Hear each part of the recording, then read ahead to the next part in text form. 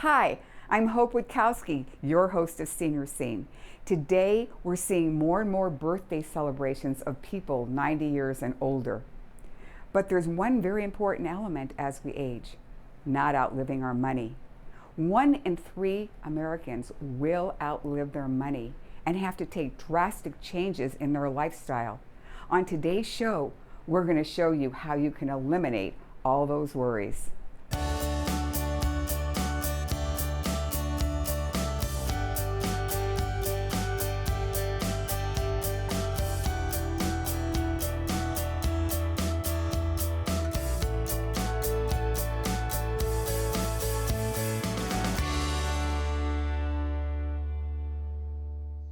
Bella Forster, now 83 and a half years old, is grappling with the fear of whether she has enough money to live out her life after losing her husband.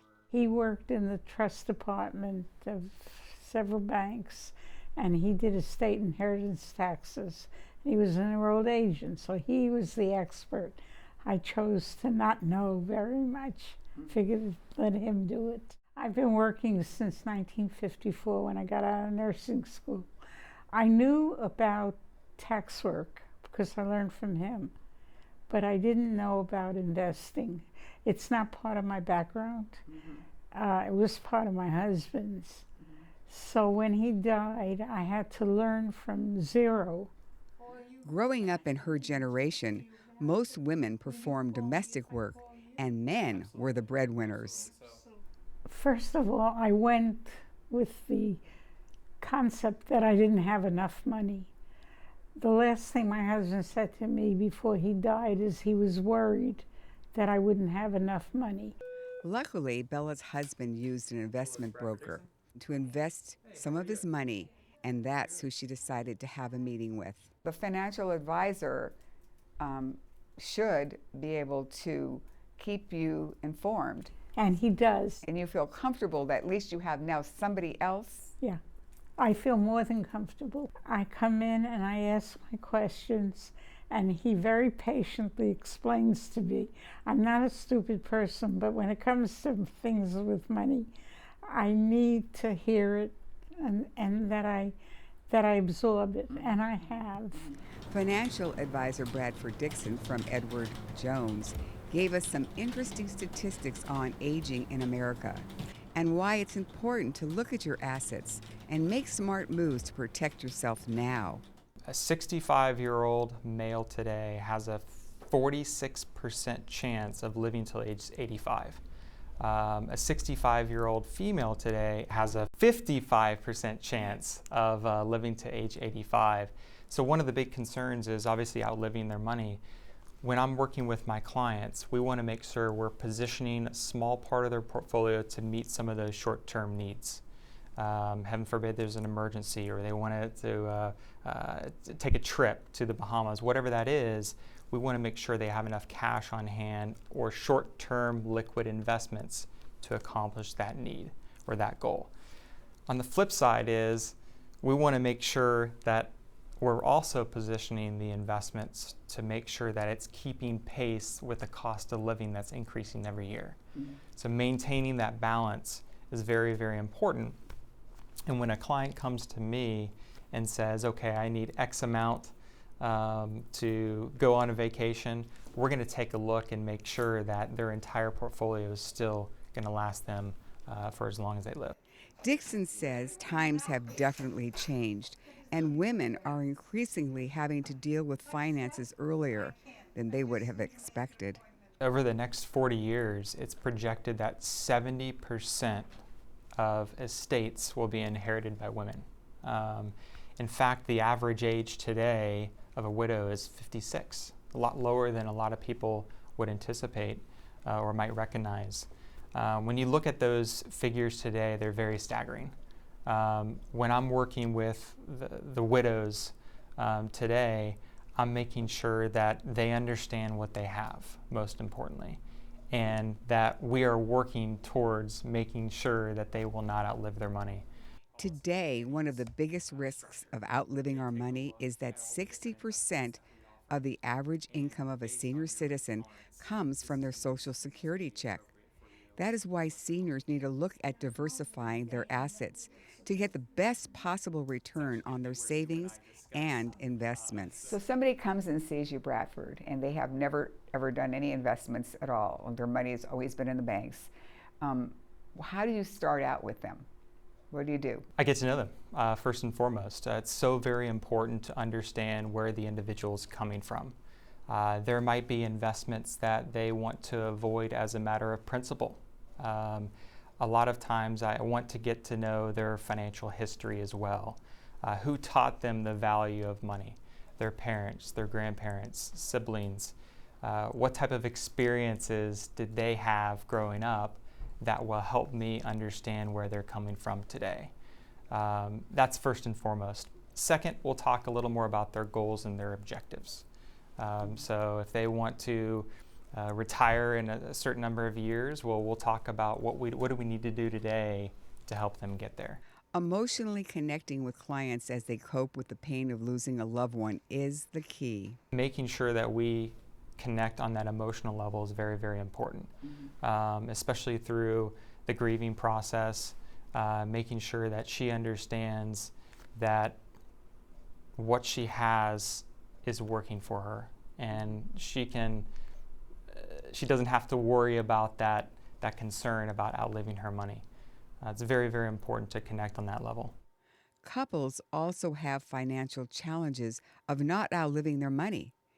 As we age, one of the expensive costs can be managing your health. Most of us have health insurance from Medicare or from a retirement benefit. Another large financial asset for many is owning a home.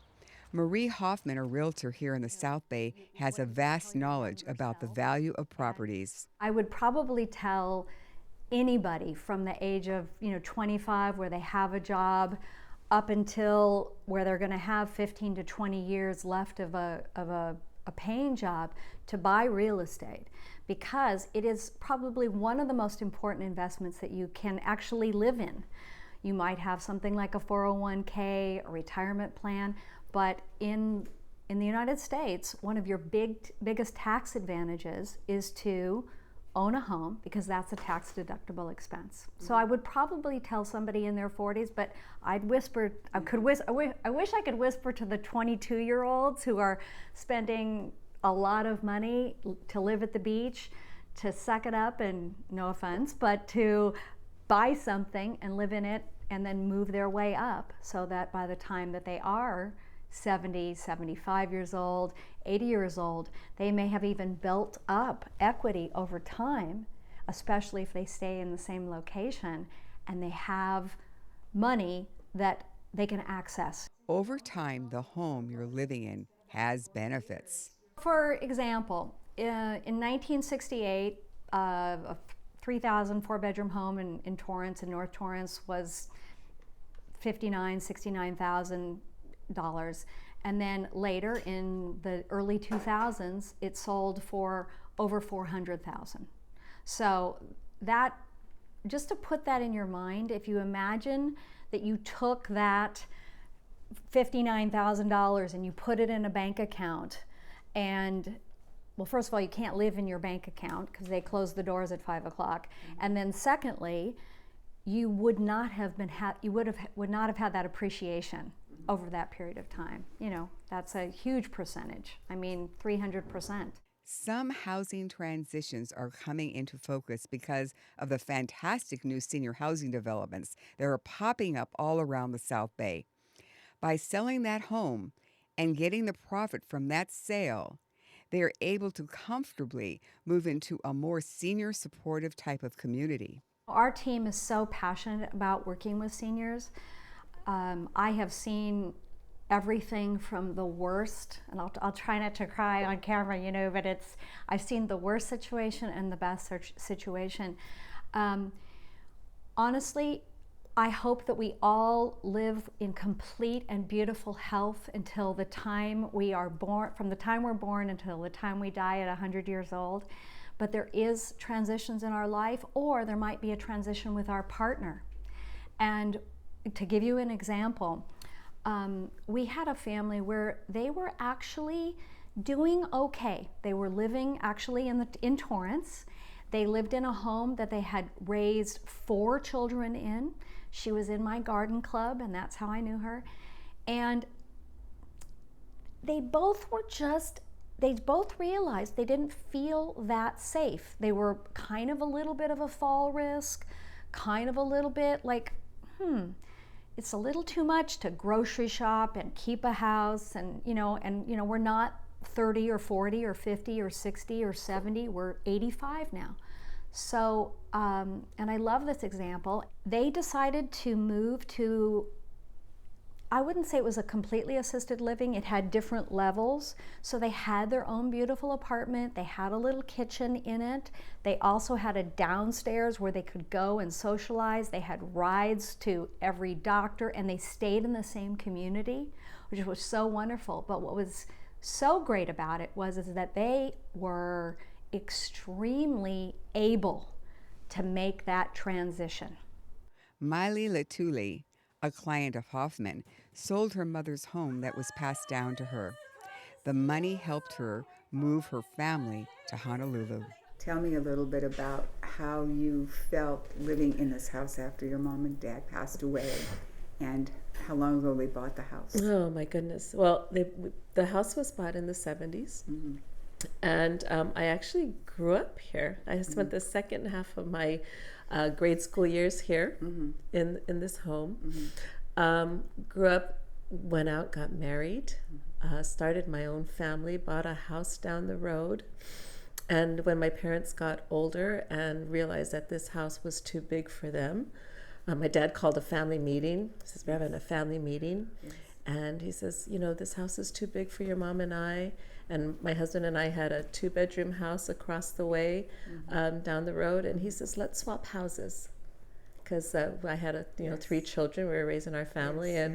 And we were like, okay. My husband and I walked away and says, okay, well, let's think about that. Dad wants to swap house. Let's swap houses. So we came back into the home, and we were able to spend the second half of our lives. Our kids were like middle school and high school. And so we came back into the home that I kind of had my second half of my life here, and we did the same thing in this home and raised our children, finished off the school, sent them off to college. And then my husband and I became empty nesters also. So now we're empty nesters, the same thing, it's like the full circle, circle. This is a perfect story of passing on a gift of security from generation to generation. The other side of the wonderful story is about a couple who have gone through some really difficult health challenges that have used up so much of their finances. They were stressed until they heard about reverse mortgages on a TV commercial. I really didn't have the exposure to it, but you kept seeing it on television. And then it was on the billboards, and all of a sudden you're thinking, wow. And, you will grow up in a generation where you don't do that. And then all of a sudden you see it, and everybody's doing it, and it turned out to be the best thing. Absolutely.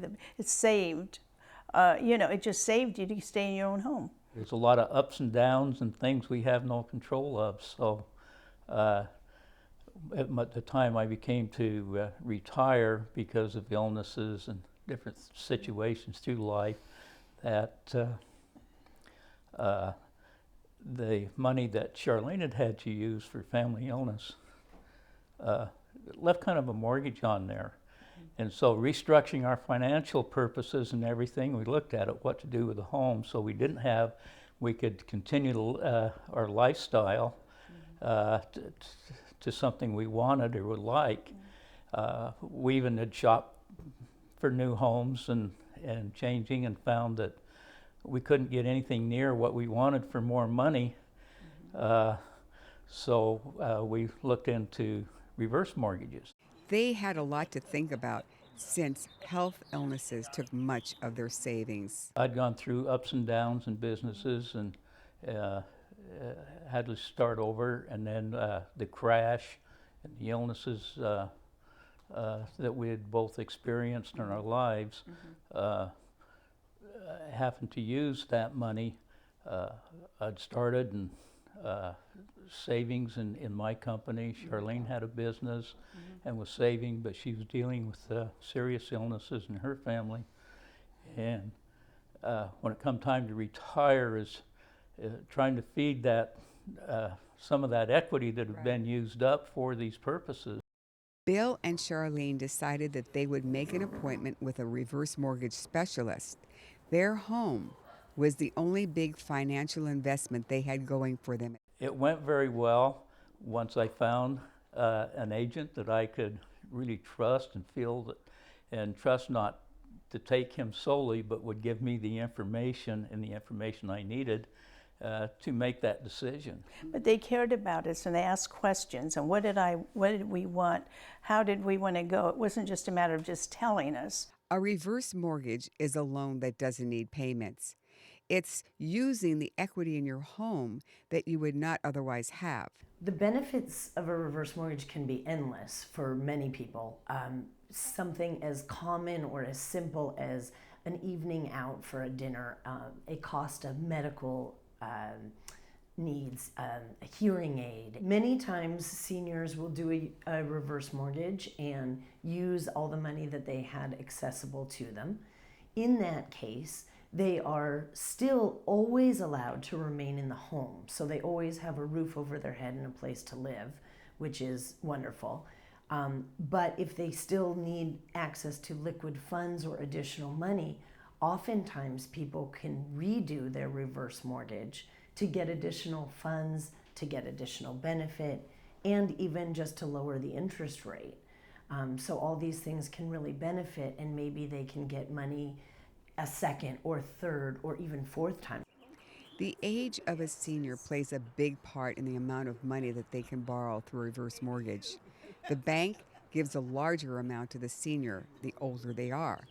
The appraisal of the senior's home is done by a third party that is blindly approved by a company.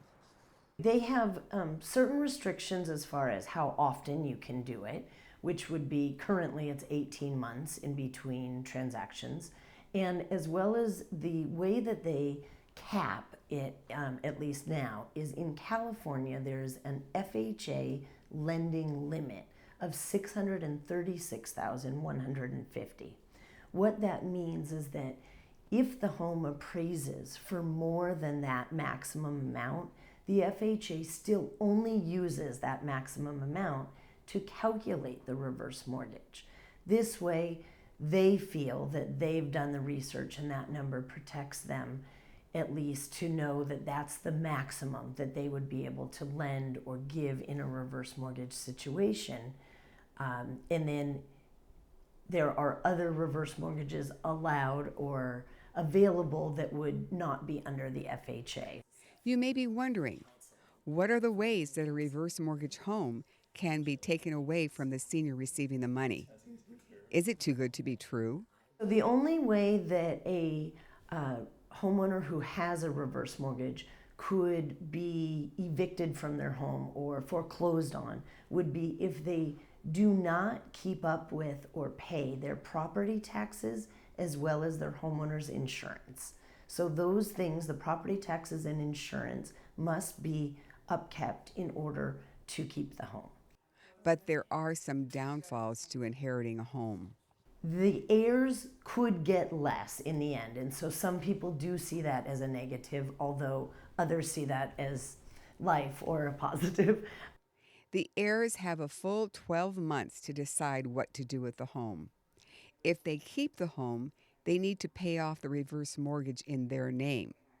If they sell the home, they pay off the balance of the reverse mortgage and keep the remaining money. It's important to get help in any of these elements. Our guest, Bella, has a final recommendation to the seniors watching today. First thing I would say is get a financial advisor, a good one, a trustworthy one like Bradford. Second thing I would say is learn. It's never too late. Learn what you have. Learn what you don't have. Learn how long it's good for. I wish I had started earlier, but for whatever the reasons, I was busy getting my degrees. I was busy doing the kind of work I did, very fulfilling kind of work.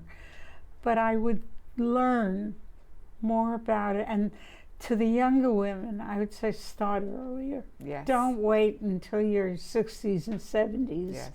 Do it as soon as you start talking about it. I would tell them, don't think of yourself as being an old lady, because doing the things that keep you warm and excited, and I use the word warm because I find it comforting to be able to do those things. And in that sense, warm. Do the things you want to do, but make sure you can afford to do it. I hope today's show has caused you to be thinking about your financial security for the rest of your life.